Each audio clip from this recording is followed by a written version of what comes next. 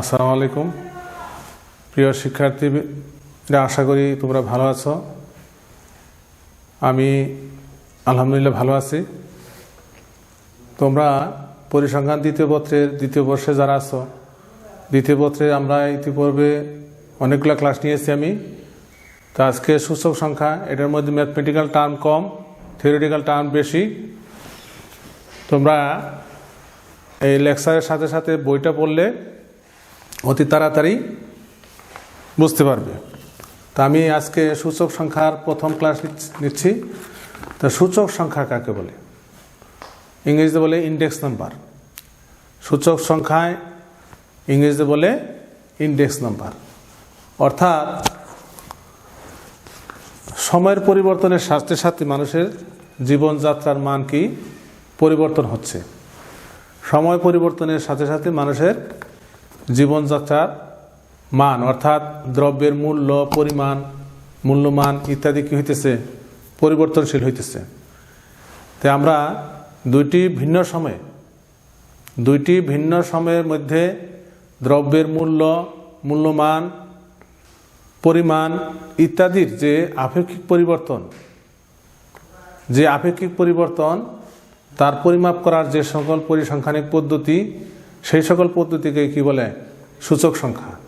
অর্থাৎ সময়ের পরিবর্তনের সাথে সাথে দুইটি ভিন্ন সময়ের মধ্যে দ্রব্যের মূল্য, পরিমাণ এবং মূল্যমানের আপেক্ষিক যে পরিবর্তন, তাহা নির্ণয়ের জন্য যে সকল পরিসংখ্যানিক পদ্ধতি ব্যবহার করা হয় তাকে কি বলা হয়? সূচক সংখ্যা বলে।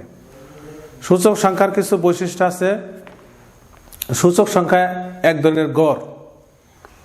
এটা একটা বিশেষ ধরনের গড়, মানে গড়ে নির্ণয় করা হয়। সূচক সংখ্যার মানগুলা যেমন ভারযুক্ত গড় ব্যাপকভাবে ব্যবহার করা হয়। তারপরে সূচক সংখ্যা একটা অনুপাত, যার কারণে এর কি নাই? কোনো একক নাই। এটা একটি বিশুদ্ধ সংখ্যা, অনুপাতের কোনো একক থাকে না।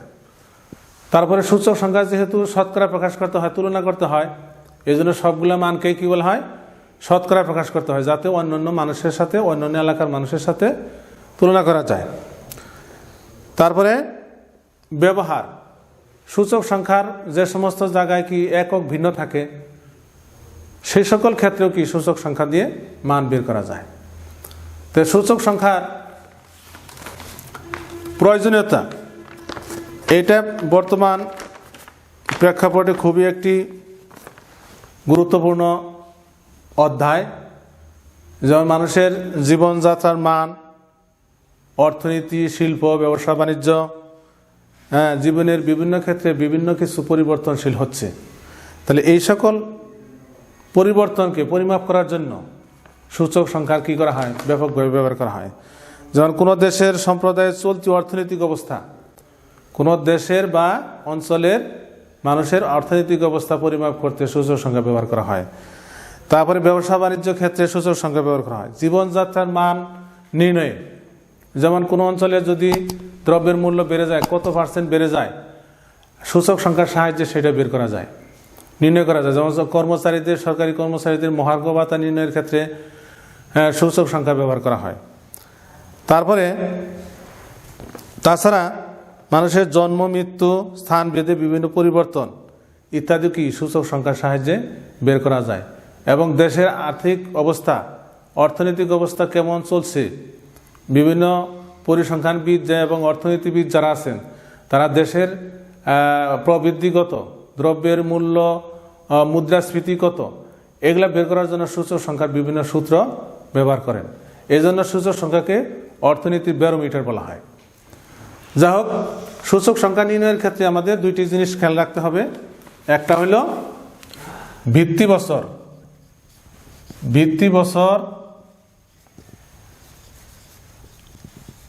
আর একটা হলো চলতি বছর।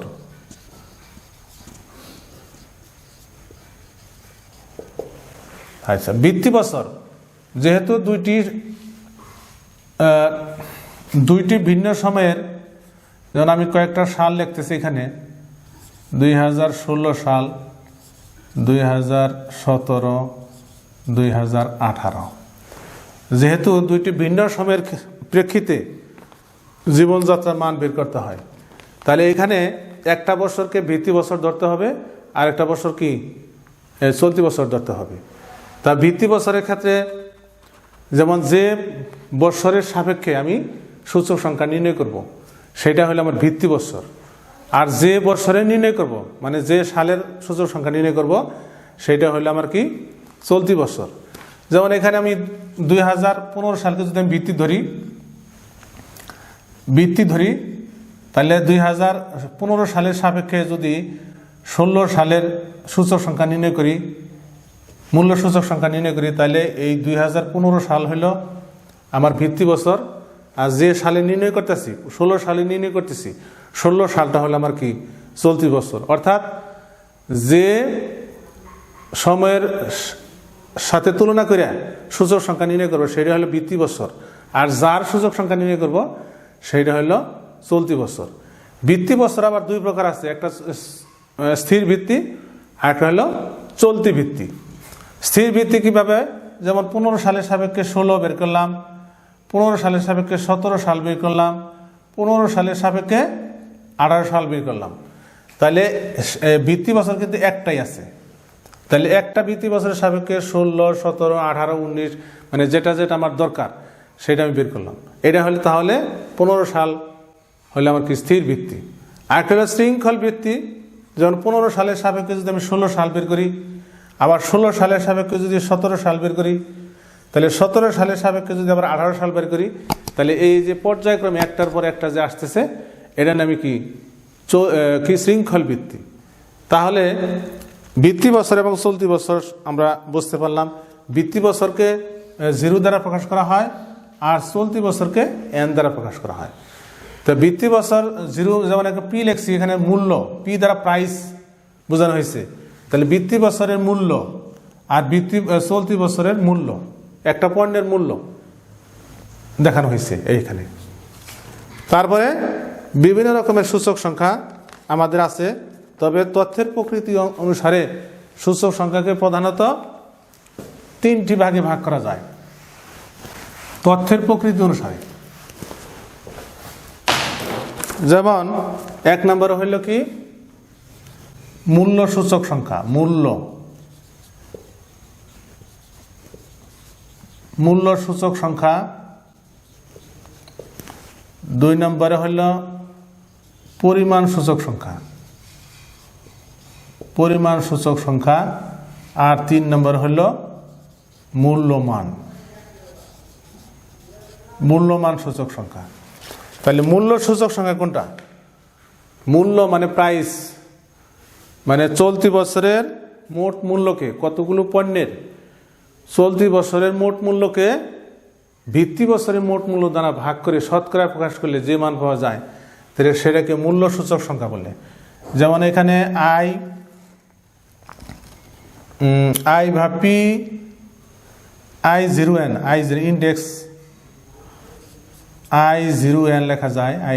I0n সমান summation PN by summation P0 into 100। তার মানে চলতি বছরের মোট মূল্য, কতগুলো পণ্যের চলতি বছরের মোট মূল্য কে ভিত্তি বছরের মোট মূল্য দ্বারা ভাগ করে শতকরা প্রকাশ করলাম। তাহলে মূল্য সূচক সংখ্যা পেয়ে গেলাম। এটা গেল 1 নম্বরের ক্ষেত্রে। 2 নম্বরের ক্ষেত্রে পরিমাণ মানে কোয়ান্টিটি। এখানে চলতি বছরের মোট পরিমাণকে আমরা কিউ দ্বারা, কোয়ান্টিটি QN দ্বারা প্রকাশ করতে পারি, সামেশন Q0 ইন্টু হলে 100। আর 3 নম্বরে মূল্যমান IV, মানে চলতি বছরের মোট মূল্যমানকে মূল্যের সাথে